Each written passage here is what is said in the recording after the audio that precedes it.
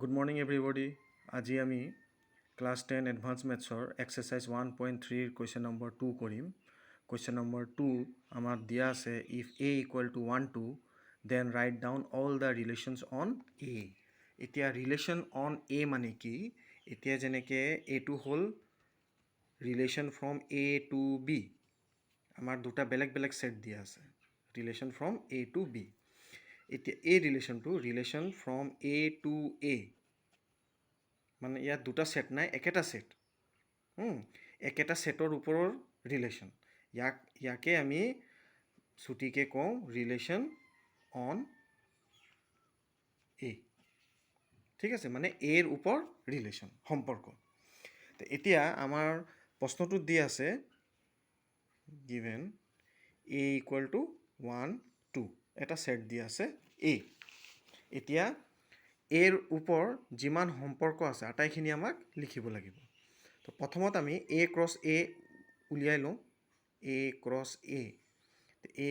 a equal to হ'ব আমাৰ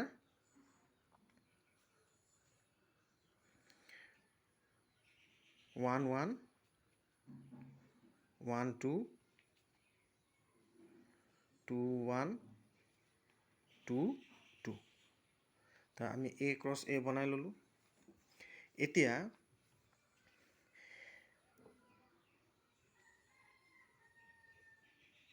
a to a যিমান ৰিলেশ্যন আছে আটাইখিনি লিখিব লাগিব তো তাৰ কাৰণে আমি কি জানিব লাগিব টোটেল নাম্বাৰ অফ ৰিলেশ্যন কিমান আছে টোটেল নাম্বাৰ অফ ৰিলেশ্যন যদি জনা থাকে তেন্তে আটাইখিনি ৰিলেশ্যন আমি উলিয়াব পাৰিম তো total number of relation equal to হ'ব number of element in power set of A cross A তো এ ক্ৰছ এৰ পাৱাৰ ছেটত যিমান এলিমেণ্ট আছে যিমান সংখ্যক এলিমেণ্ট আছে সিমানে ৰিলেশ্যন হ'ব ফ্ৰম এ টু এ তো number of element in power set of A cross A equal to কি হ'ব 2 to the power number of element in A cross A তো এ ক্ৰছ এত কেইটা এলিমেণ্ট আছে এটা দুটা তিনিটা চাৰিটা তো এই হ'ব 2 to the power 4 equal to 16 মানে টোটেল কেইটা ৰিলেশ্যন আছে 16টা ৰিলেশ্যন আছে ঠিক আছে এতিয়া ৰিলেশ্যনৰ ডেফিনেশ্যনটো কি আছিলে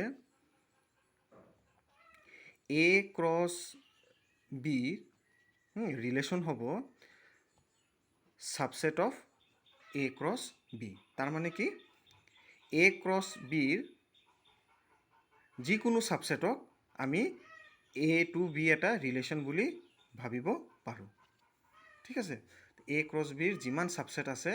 আটাইখিনি হৈছে এটা ৰিলেশ্যন এতিয়া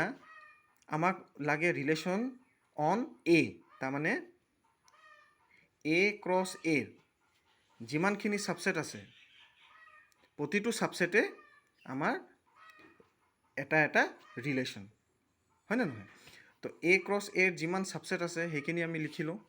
সেইকেইটাই হ'ব ৰিলেশ্যন তো এতিয়া relation total number of relation লিখিবৰ কাৰণে আমি যেনেকৈ কোনো এটা ছেটৰ পাৱাৰ ছেট লিখোঁ চেম তেনেকুৱা কৰিব লাগিব পাৱাৰ ছেটত কি হয় কোনো এটা ছেটৰ যেতিয়া আমি পাৱাৰ ছেট লিখোঁ তো সেই ছেটৰ যিমানখিনি সাবসেট আছে গোটেইখিনি ল'ব লাগে হয় নে নহয় ঠিক ইয়াতো আমাক টোটেল নাম্বাৰ অফ ৰিলেশ্যনটো যেতিয়া আমি লিখিম অল দ্য ৰিলেশ্যন গোটেই যিমান ৰিলেশ্যন আছে আটাইকেইটা যেতিয়া লিখিম আমাক একচুৱেলি কি কৰিব লাগিব যিমানখিনি সাবসেট আছে এ ক্ৰছ এৰ আটাইখিনিয়ে লিখিব লাগিব কেলে প্ৰতিটো সাবসেটে এটা এটা ৰিলেশ্যন তো ঠিক আছে তো এতিয়া অল দ্য ৰিলেশ্যন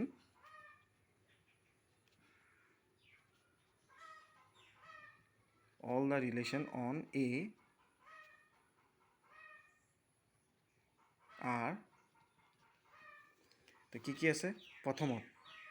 ফাই এটা থাকিবই হ'ল তাৰপিছত হ'ল আমাৰ এ ক্ৰছ এৰ যিমান সাবসেট আছে গোটেইখিনি লিখিব লাগিব তো প্ৰথমত এটা এলিমেণ্ট থকা সাবসেটখিনি লিখিম তো এটা এলিমেণ্ট থকা সাবসেট কেইটা ওলাব 4টা ওলাব তো সেইকেইটা হ'ব 1 1 তাৰপিছত 1 2 তাৰপিছত 2 1 তাৰপিছত 2 2 এতিয়া দুটা এলিমেণ্ট থকা সাবসেট লিখিম দুটা এলিমেণ্ট থকা প্ৰথমতে আহিব 1 1 1 2 1 1 1 2 তাৰপিছত 1 1 2 1 1 1 sorry 1 1 2 1 তাৰপিছত 1 1 1 2 হ'ল 1 1 2 1 হ'ল তাৰপিছত 1 1 2 2 1 1 2 2 1 1 1 2 হ'ল 1 1 2 1 হ'ল 1 1 2 2 হ'ল তাৰপিছত 1 2 2 1 1 2 2 1 তাৰপিছত 1 2 2 2 1 2 2 2 টোটেল কেইটা ৰিলেশ্যন হ'ব 16টা 1 2 2 2 হ'ল 1 2 2 1 হ'ল তাৰপিছত 1 2 2 2 হ'ল তাৰপিছত 2 1 2 2 2 1 2 2 হৈ গ'ল তো 2 1 2 2 হ'ল এতিয়া দুটা এলিমেণ্ট থকা এটা এলিমেণ্ট থকা আটাইখিনি কি বুলি কয় ৰিলেশ্যন লিখিলোঁ দুটা এলিমেণ্ট থকা গোটেইখিনি ৰিলেশ্যন লিখিলোঁ এতিয়া তিনিটা এলিমেণ্ট থকা আটাইখিনি ৰিলেশ্যন লিখিম তো তিনিটা এলিমেণ্ট থকাবোৰ কেনেকৈ লিখিম 1 1 1 2 2 1 এইটো হ'ব 1 1 1 2 2 1 তো 1 1 1 2 2 1 হ'ল তাৰপিছত 1 1 1 2 2 2 1 1 1 2 2 2 1 1 1 2 2 1 লিখিলোঁ 1 1 1 2 2 2 লিখিলোঁ তাৰপিছত লিখিম 1 2 2 1 2 2 1 2 2 1 2 2 হ'ল 1 2 2 1 2 2 হ'ল তাৰপিছত 1 2 2 1 2 2 হ'ল তাৰপিছত লিখিম 2 1 2 2 1 1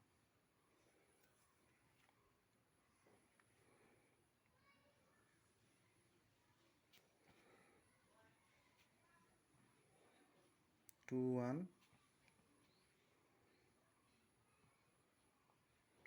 2 2 1 1 তো টোটেল কেইটা হ'ল চোৱাচোন 1 2 3 4 5 6 7 8 9 10 11 12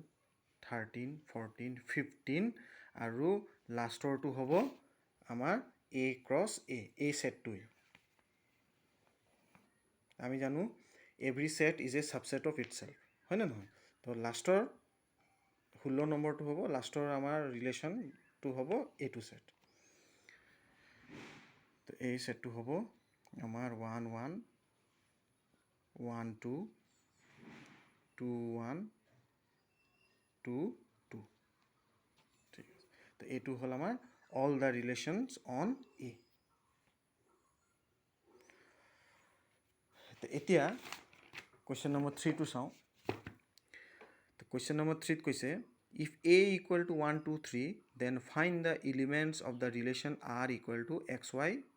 such that x equal to y and xy belongs to a on a তো আমাৰ এটা ছেট দি আছে আমাক ৰিলেশ্যন অন a লিখিব লাগিব আৰু ৰিলেশ্যনটো ডিফাইন কেনেকৈ কৰা আছে r equal to xy such that x equal to y and xy belongs to a তাৰমানে এই অৰ্ডাৰ্ড পেয়াৰৰ প্ৰতিটো এলিমেণ্ট দুয়োটা কম্পনেণ্ট আমাৰ একেটা ছেট এৰ পৰা আহিব ঠিক আছে আৰু কি কৈছে x equal to y তাৰমানে অৰ্ডাৰ্ড পেয়াৰৰ ফাৰ্ষ্ট কম্পনেণ্ট আৰু ছেকেণ্ড কম্পনেণ্ট ৰিলেশ্যনটো এনেকৈ হ'ব লাগিব যাতে প্ৰতিটো অৰ্ডাৰ্ড পেয়াৰত ফাৰ্ষ্ট কম্পনেণ্ট আৰু ছেকেণ্ড কম্পনেণ্ট কি হয় ইকুৱেল হয় ঠিক আছে তো এতিয়া কুৱেশ্যন নম্বৰ 3 আমাক দিয়া আছে গিভেন a equal to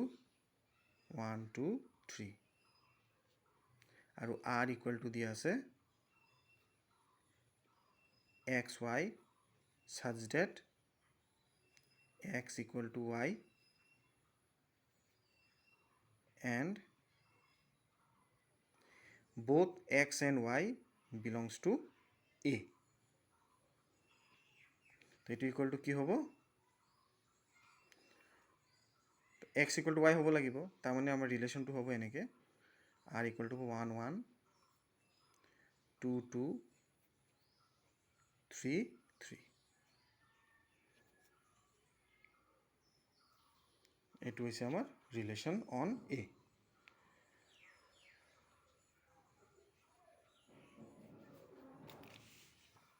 ঠিক আছে তো আজি ভিডিঅ'ত আমি দুটা অংক কৰিলোঁ question number 2 and 3 question number 1 2 আমি আমাৰ আগৰ ভিডিঅ'ত কৰিছিলোঁ তো আমাৰ এইটো এক্সাৰচাইজৰ তিনিটা অংক হ'ল কুৱেশ্যন নম্বৰ 1 2 and 3 তো নেক্সট ভিডিঅ' যেতিয়া বনাম আমি কুৱেশ্যন নম্বৰ 4ৰ পৰা আৰম্ভ কৰিম তো আজিৰ কাৰণে ইমানে থেংক ইউ